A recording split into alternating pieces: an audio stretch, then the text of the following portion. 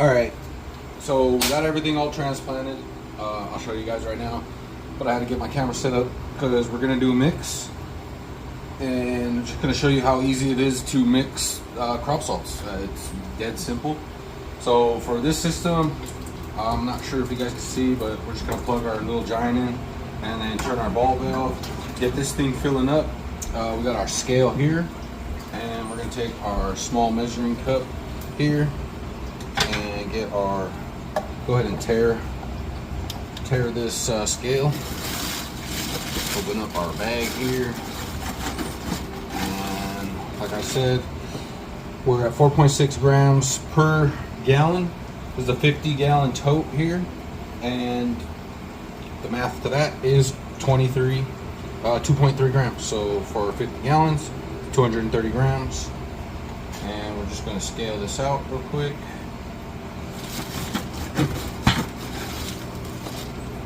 Shouldn't be too hard.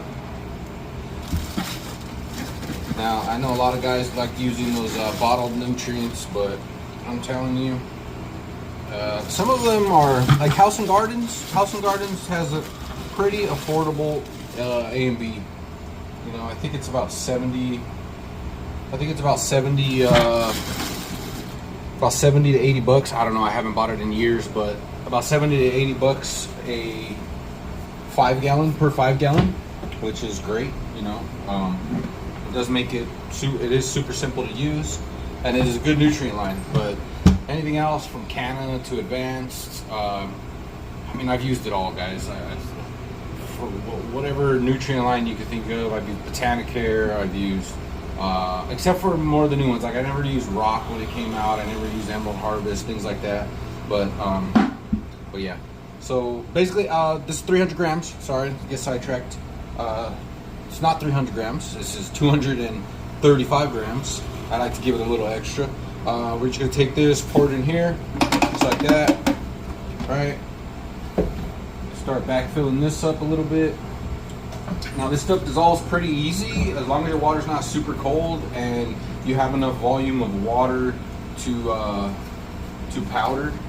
Which if you're mixing direct into the res, that works too, but I find that it's harder to get the sediment up from the bottom sometimes when you're in a bigger res, especially with the way that this thing is the schematics of all the PVC piping and stuff.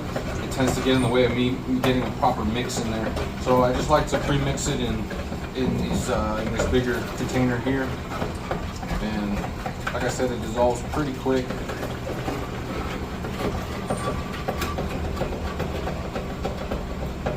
Should be good.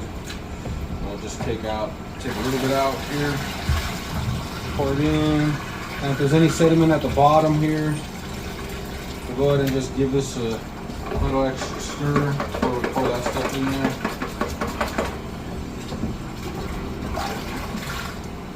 Alright, remember this thing is still filling, so the water is somewhat circulating in there.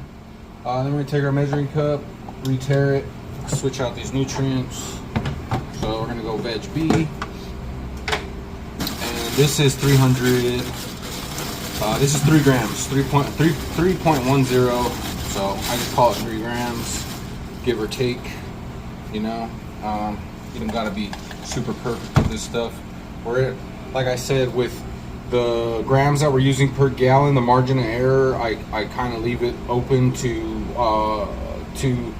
have 1 or 2 points below or above the EC that we're looking for. And the EC that we're looking for is anywhere from 2.3 to 3.5. You're kind of pushing it if you're getting up to the 3.5 range, but you know, sometimes you gotta push the ladies. And if you do push them, just be conscious of it, so that way you can either flush them or run a little bit more water during their dry backs to kind of lower that EC, dilute those salts inside of the cubes. And just make sure that your pH is on point. You know. So same thing with this. We're just going to go ahead and mix in the B here. Super simple method, guys. Nothing fancy. Like I said, I've been doing these smaller grows for as long as I've been growing, and I tend to stick to a lot of what isn't broken, don't fix it. Down in my other spots, I tend to have a couple other automated features just to help me with time, because you can see, anybody that farms, anybody that gardens, you guys know how much time this shit takes, and anything you can do to make it a little bit easier without compromising on the end product is great. But all right, so that's pretty much that. Let's see what our pH is. So we're at 5.4. So we'll throw a little dash of baking soda in there. Just a little dash of baking soda. Just a little diggity dash. Sometimes I use pH up, but oh, got a little spillage there. But usually just a little bit of baking soda is fine. And our EC is 2. Oh, we're a little high. We're a little high on that, but that's okay. That's all right. What we'll do is we'll get our first initial watering. Oh, look at these little floaties right here. Get these out of there before they clog a dripper. What we'll do is do our first initial watering, and then we'll backfill with some fresh water just to kind of bring that down. And I'm going to go ahead and, like I said, I'm going to water these for about 5 seconds each, and then we're going to poke holes in all of them and then put all the FloraFlex caps on and get everything watered in. Probably hook up these drippers today. I don't think I'm going to have them run quite yet, but I am going to hook them up so that way they're just ready to go when the time comes. Yeah, I'll be right back. Okay, sorry about that. Camera ran out of storage there. But as I was saying, only thing that kills that stuff is bleach. Nothing else. So just, I know it's going to be hard to believe. Do your research. Do whatever you like. Look up CROPSALTS website. They do recommend it as well. And I've noticed tremendous difference in root zone health and things like that if you're running a sterile system. No more pythium, no more any kind of root diseases or anything like that. That little bit of bleach, every watering is going to just every week for one reservoir or 1 to 2 waterings at 0.20 per gallon of bleach is going to help you guys out in the long run. I promise you. For those of you guys growing organic, I mean, you do your thing. I've done it before. I've been there before. I've grown organic before. It's a pain in the ass, and product is sometimes better.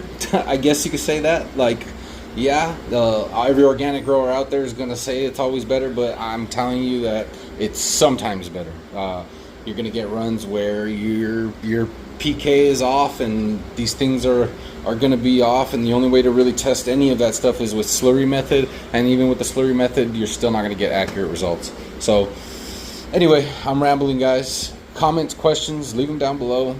Thanks for tuning in, and I will try to make the next video a little bit shorter. For those of you guys that stuck around to the end, appreciate y'all. Happy farming. Peace.